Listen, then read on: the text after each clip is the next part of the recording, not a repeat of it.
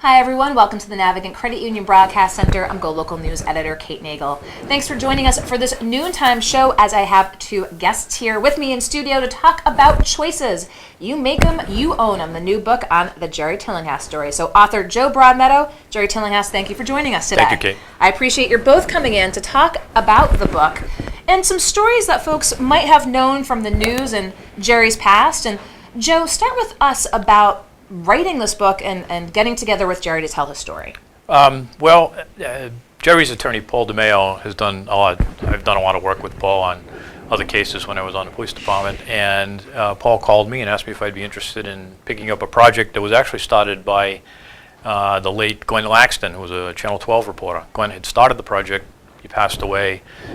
Jerry and Paul were looking around for someone to pick up the story, and Paul's wife happened to have read one of my novels, gave it to Paul, he liked it, so he called me, and the rest is sort of history from there. That's how we decided to write the story. So Jerry, tell us a little bit about your desire to have a book come out, basically about your life and what people think they know and what they might not have known. Well, a lot of times people think they know the choices they make, but they don't really think hard enough on the ramifications and the penalties that it could cause. That's why I say you make them, you own them. If it's good, you reap the benefits. If it's bad, pay the price. Be a man. Don't cry. Don't go stupid. Just be the man and pay and do what you got to do. And that's basically it, because what it helped me do is realize the 30 years I was behind the walls, my mistakes, what it cost me my family, my brother's life, and quite a few other things, personal things. And it was I can't say that it didn't hurt, because it most naturally did, but you have to keep a certain facade when you're behind the walls. But and that's what prompted that, because that was always my favorite word. People used to come back, they get violated, they say, well, the cops did this, cops did that. Well, what happened? He said, well, I was at a bar. Well, hey, there you go, parole, you can't be there. So don't blame an officer for violating you when you violated that.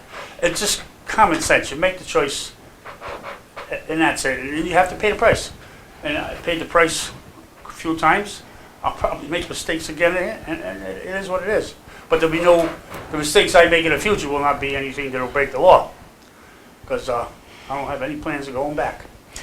So talk with us a little bit. We had a discussion in the green room before coming on the set about going way back to Jerry's history and to Vietnam and what had occurred there. And Joe, as well, what you found out and what's in this book, this sort of catalyst, and I'll let Jerry jump in as well. But let's go back to Vietnam. Sure. One of the things that I really wanted that sort of caught my interest about writing the book was to try to figure out why someone like Jerry ends up in the life that he does. Some people are born into it, but Jerry was not really born into that sort of life. And in doing research on Jerry's history, he served in the Marine Corps. He had been in the Marine Corps for 3 years, did a tour of duty in Vietnam, was involved in some very serious combat operations in Vietnam, and was involved in an incident where there was a squad of Marines that he was a part of the squad, and 2 of the Marines raped a woman who was suspected Viet Cong, but they weren't really sure. Long story short, of all the Marines that were there, they charged the 2 Marines responsible for the actual rape, and they charged Jerry with aiding and abetting. So in doing the research, I was able to locate the original Marine officer who represented Jerry during the case. And he's now the retired presiding justice of the California Court of Appeals. And one of the things I found really fascinating was that he remembered 3 cases in his legal career that stuck out in his mind as cases where things, miscarriages of justice, to use the word he used. And one of the cases was Jerry's. And it struck me as fascinating that he was a guy who was an attorney and a judge for well over 50 years, and he was able to recite all of the details from Jerry's case because he firmly believed that Jerry should not have been convicted. And then I was able to get through the military records from the Marine Corps, some of the original case files, and all along the way, the appeals court, the prison evaluation committees all believed that Jerry should not have been charged, let alone be convicted. And that sort of set the basis. So when Jerry comes back from Vietnam, he comes back to a turbulent time in the U.S. And that was, sort of the peak of the anti-war protests, and he's For all intents and purposes, at that point, he's a convicted felon. It's difficult to find a job. And he ends up with, some of the wise guys at the Bronx Tap, and that sort of led him down a certain path. Jerry, why don't you tell us a little bit about that? How old were you at the time in Vietnam? 21, 22. So tell us a little bit about how that impacted your life and as a turning point. Well, no way in the world did I think I was going to be convicted because I didn't do anything. The witness even verified that. And when they found me guilty, I was shocked. I was pissed. I was mad at the government. They fucked me, and I wanted to get even, but I didn't know how at the time. And so after I got out, I went to work. I went to work with my father. I worked for the city, got a job period, but I couldn't keep him because they frowned on my background, my record. So, and then slowly I drifted into certain areas and met up with certain people and got myself involved in another stupid choice. But I made it, and I live with it. I hope that helps you a little bit. So, to Joe's point, I mean, was, that underlying anger, resentment, and do you really feel that was behind a lot of your decision-making process? It helped. Yeah. And at the time, I'm young. I couldn't fully understand the concept because I was just never in a position where things were explained to me, by your parents and, well, this is that, you gotta do this, you gotta do that. My father was hard-nosed, work, forget everything else, just work, and everything comes true, which it didn't, but he still had his philosophy, it worked for him. But So tell us a little bit about getting into that life when you came back from the war and the folks that you associated with. And, if folks know the news and have read the stories, they might think they know your life, but tell folks what they might not know. okay, some of the things I'm not gonna say because I'll be giving up the whole book. You gotta get the book. You gotta get the book. That's the bottom line, and I'm telling you, everybody's read that book said it's a page turner. They have a hard time putting it down, which I feel good, but I feel humbled. We had a book signing, and a lot of people come out for support, friends, showed a lot of love. It was very rewarding and very humbling, But some things I can only touch on. Last thing I ever had any intentions of getting involved with organized crime. I didn't really know what it was. I came back from the Marine Corps, I was working with my father, and hung around with the different people. Then you wind up getting in. I was a tough kid because of my brothers growing up in South Providence, and the first fight I got into when I come home was I knocked out a half-assed wise guy, and things just started escalating from there. They said, "Whoa, who's this guy? Where's he coming from?" But anyway, just there's a lot to it, and but how I actually got involved, that's an important part that I don't want to divulge right now, because people are going to say, "Wow, really?" When they find out how exactly got involved. Yeah. And it wasn't my indication. I did it because I was protecting somebody. So I think it's important too for people to understand that there are consequences. Jerry's a prime example of the consequences of the choices that you make, and the book is not in any way, shape, or form designed to make amends or apologies for what he did. It's designed to tell the story. But one of the things that should be evident from the book is that when you take people and you stick them in prison for something that they have done, that's a rational decision for society to do, to put people in jail. But you also have to realize that they're going to eventually come out. In most cases, they're going to come out, and they're going to have to survive. And if you merely stick people in prison as a warehouse, there are going to be problems with people. And you can see just in the recidivism rate in prisons now is 50, 60, 70%. So it's important for people to understand how someone like Jerry can come from South Providence, end up where he ended up, through a combination of things, not always things that were his responsibility. And it's something that we need to understand, as a society as a whole. You talk about that in the book, Your Time in Prison? Yes. And also, just to go back a little bit, my brothers taught me, don't ever rat on anybody. I'm the only one out of the 12 Marines who were involved that day that didn't make a statement. Everybody else made a statement. I refused to, and that's one of the reasons I think I got charged, because I wouldn't cooperate with them. I was geared. My mind was, if I did that, I got to go home and face things. My friends would be looking down on me because, I couldn't deal with that. Besides, I just wasn't going to do it. Take the way it goes. And I paid a hell of a price. Let's talk a little bit about being behind walls and your focus here in Rhode Island and some recent news, obviously, the death of Whitey Bulger. Now, we had the discussion in the green room.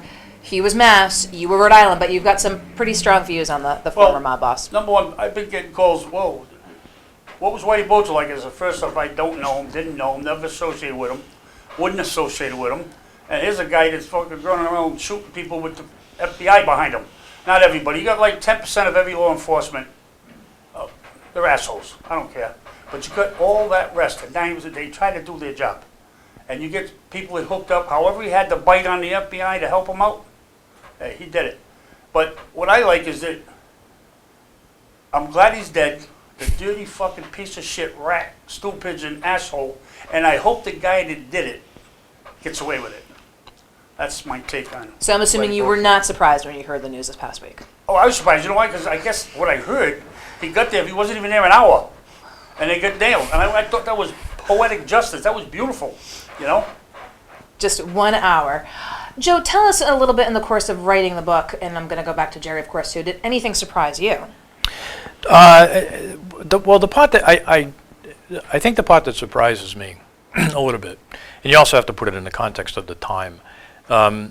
In going through the case where Jerry was convicted, and I say this with with all due respect to the individuals who were involved in the case.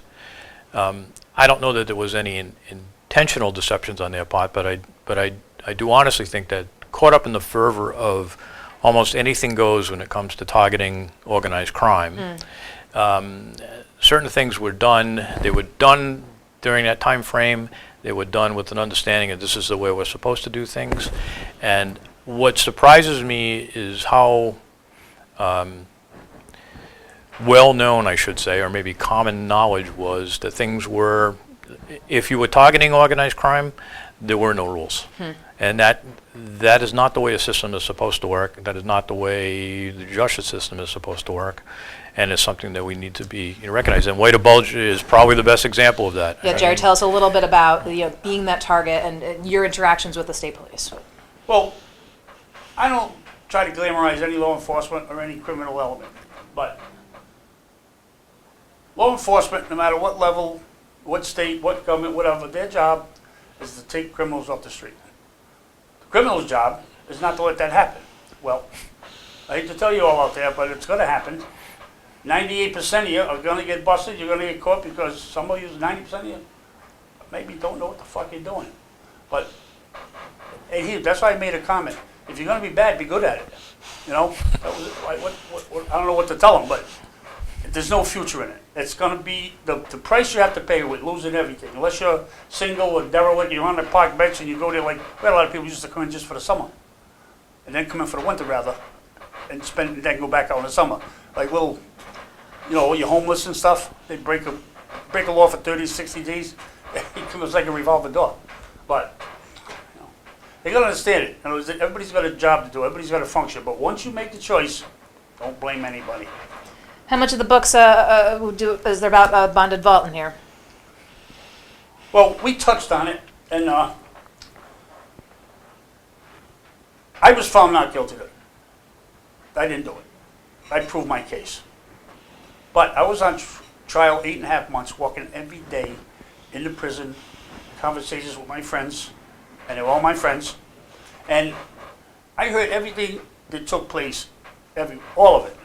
And so when we talked about it, sometimes I said, well, I try to make it look like, don't say I was there. I'm telling you what I was told, but anyway, but yeah, there's a lot in there that they don't have.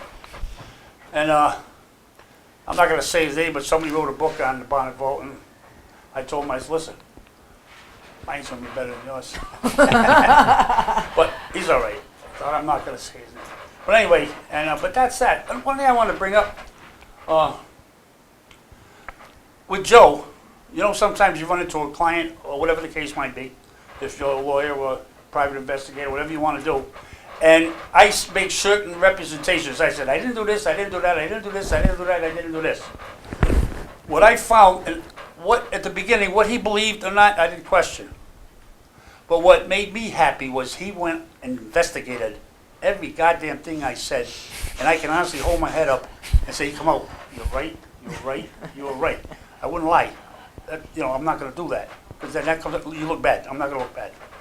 But that's what I liked about Joe. He got right to the details, and he brought it to me. He says, well, what's going on with this? And I explained it, and he goes further in depth, and that's why I was proud to have him on my team. One of the things I think that I decided right from the beginning was my goal, if you're going to tell this story, you have to, like anything else, you have to be somewhat flexible. So my goal was never to go in there and to get Jerry to talk about things that people maybe necessarily didn't know, but I wanted to make sure that whatever we did put in the book, I was certain and comfortable that it was the truth. And so, like Jerry said, anytime he would say anything to me or tell me something, the first thing I would do is go out and look for some way to corroborate that information. Now, some of it you can't, you can only have certain, you might be limited to the kind of corroboration you can get. But I think we did a good job of putting together the whole story and being able to back up what our contentions are in the book. And how much do you talk about George Basmagian in this? Oh, That's quite a bit. you got to read that. Listen, Yeah. That's what, in other words, people say, why does it take 40 years to come to say what you got to say? Well, number one, I'm still old school. The person that actually committed the crime was still alive. So if I would expose that, regardless of what happened to my brother, he gets charged, and he goes, I couldn't do that. Once he passed away, all bets are off, They don't like what I say, I don't care. Dig up the body and ask him. I'm telling the truth. I mean, I could have waited, I could have done everything right off the beginning, I don't do that. But it's just that I had to wait, sacrifice my brother, our families and everything, but I grew up on the code and I had to follow it. How long did it take you to write this book together? I know you said it started, the process had been there, but how long did the whole process It took take? about probably a year, because again, it's a lot of the research, getting the records from the Marine Corps and the records from the court. I read the transcripts of the bonded vault trial and the transcripts from the Basmagian case. So it was quite a bit of research that had to go into the book, talking to a lot of different people from all sorts of different walks of life. One of the things that comes out, it's really kind of interesting, is that, even police officers that arrested Jerry, for the most part, will hold him with some sort of respect, because he did what he did. He gets arrested. He was never one to fight with the cops, and that says something about him. Even people from the prison, guys that he worked with up in the prison, or the prison guards up there, they knew Jerry could be dangerous. They knew Jerry could be a problem if he wanted to be, but if they treated him fairly, he treated them fairly, and it just says something about his character. Now, Jerry keeps on saying, you got to read the book, got to read the book. Folks who have... You don't read the book. But folks who have and have come up and talked with both of you, let's talk a little bit about the reaction that you've gotten so far. So far, they haven't come up to us, but they posted it on Amazon, and they love it. Great reviews. And the people came there to sign up for the book. I never even knew. That's what made it humbling. People coming from all walks of Rhode Island. Some came from Massachusetts, and I really didn't know them. I knew a few, but I didn't know them, and that's what made me feel humbled. As a writer, I think I'm a little bit more attuned to the reaction to the book, because I have a little bit more of a vested interest, so to speak, in the success.